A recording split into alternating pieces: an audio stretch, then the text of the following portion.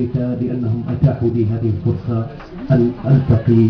وأحضر تكريم قلم من أقلام الوطن العربي صديقتي فاطمة بن محمود.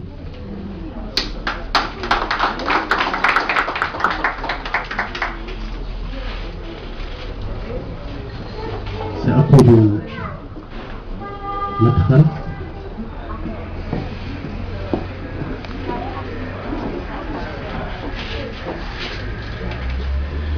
غصن يغني وبعض الحبر أدماه، يا ويحه علقت بالشعر جناه، هل أيقظته بقرب البحر علته أم لم يفق وهدير الموج ألقاه، وحين فسر في عينيه دهشته وقال تبت إذا بالبحر أغواه، لعله عثر الموجات في دمه وتاب يسأل عل السكر أصحاه، يا رحلة الروح يا أسفار قافية كوني رذاذا إذا ما الوجد أدواه،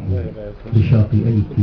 لقاء عند رشفته ويوشك الماء بالتسبيح يغشاه. ولها أتت قبل ما أنتبي باليقين، ومرت علي جيوش من الضوء حارقة، ولما أفقت على القيد يحضرني، فاحتميت بروض من النار باغتني، واختفى في السؤال مهرة ودعاء اقتحام، كيف أقنعني باقتناعي ومن يعطي لفمه كي أتعرى من الصمت من، وأي العناوين تقضي إلى المملكة،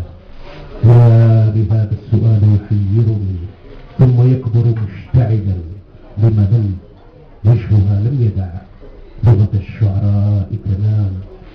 ومن الخط حشرجة حالي أن تفكي حصاري، وخلي القصيدة تمرح في ليلها كي تبوح العنادل بالسر للقافية، تستفيق اللغة يستوي الرسم بالكلمات، وأشعر أني بباب الكلام، ولأي بحر تلتمين تكلم، ودع الجداول تنتشي بغناك، لولاك ما بدأ المساء طقوسه، يا أبحر سفن الهوى لولاك، يا طفلة خشي الصباح لقاءها، يامي قليلا حتى ما ألقاك. شكرا لكم وأعتذر، أنا هناك لعنة تطاردني دائما في الملتقيات التي أشترك فيها مع الشاعر ريحان بشير، هي لديها صوت ونص راقي جدا، وأنا يلزمني عصا موسى حتى أسرق انتباهي. شكرا لكم.